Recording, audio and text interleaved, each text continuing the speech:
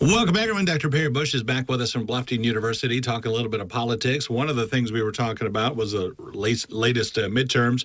The red wave, not so much of a wave. They did make some gains, and among those in the House. The next House Speaker, if you were to give them advice on how to govern there, what would you say? Well, the next House Speaker, Jeff, is going to be walking a high wire act because they'll be taking reins of a party that is deeply divided. On one hand, you've got the Freedom Caucus led by, Jim Jordan of our district, a deeply conservative group of legislators, about 40 plus strong.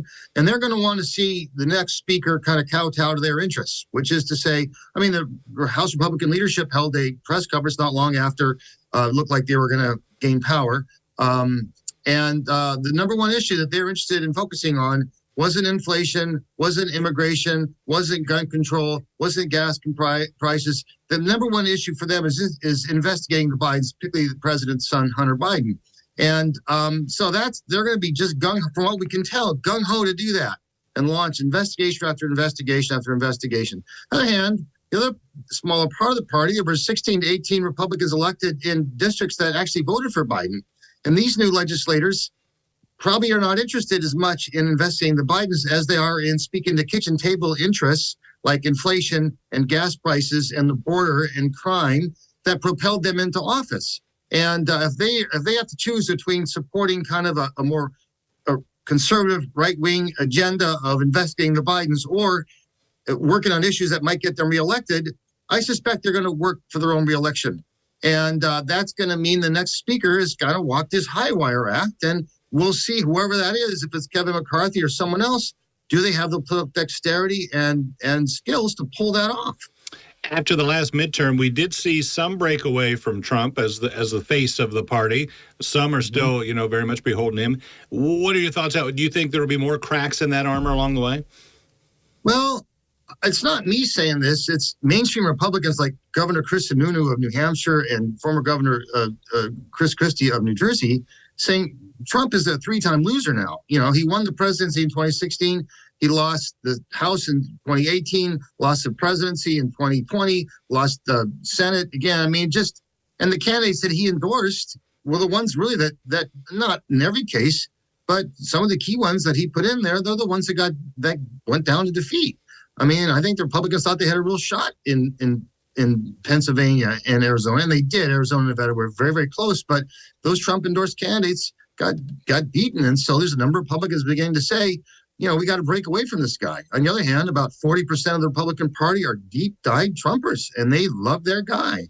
And that party's heading for a serious rethinking in the next, as they run up to the 2024 presidential election. Well, speaking of that election, President Biden turned 80, and I've heard some political experts the other day say, if that's the Democrats' candidate, they won't win that White House. What do you think about the prospects of an 80-year-old candidate winning back the White House? Well, it would be hard for the Democrats to dislodge him. Now, if things had worked out the way most of us, including me, had anticipated, on election day, that his party would have got wiped out. There had been a huge red wave that we all thought was coming, right? Then it would be easier for the Democrats to say, look, Mr. President, you were great, but I think your day has come and gone. But, Biden campaigned on things like democracy. And it turns out a lot of voters are worried about democracy. In election after election after election, election deniers were turned away by the voters, right? In races that the Republicans thought were quite winnable. And so Biden is actually in a real good place right now. On the other hand, he's got to decide, does he have the steam in him for another 6 years of governing? He'll be 86 if he were win a second term. And look, I am in my 60s now. I'm tired, right? I don't know. But it'll be hard for the Democrats to dislodge him if he wants to go for a second term. Yeah, I agree. Particularly I'm sorry. Well, I was going to say, I'm in my 50s and I'm tired. I wouldn't want, to me, that's the most stressful job in the world. And as you said, there is an energy component there to being able to do it, right? Jeff, one more point. We'll go back to the Republican speaker thing, if you don't mind.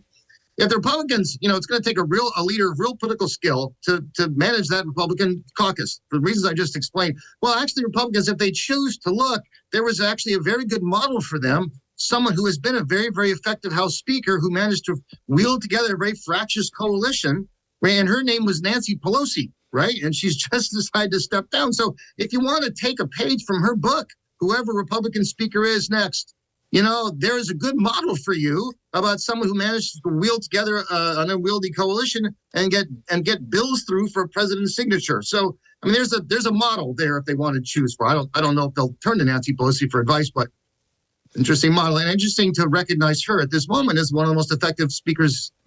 Commentators are saying in American history. Yeah, in honor of the holidays, if you're a political buff, you're just feasting on everything that's going on in Washington, D.C. right now.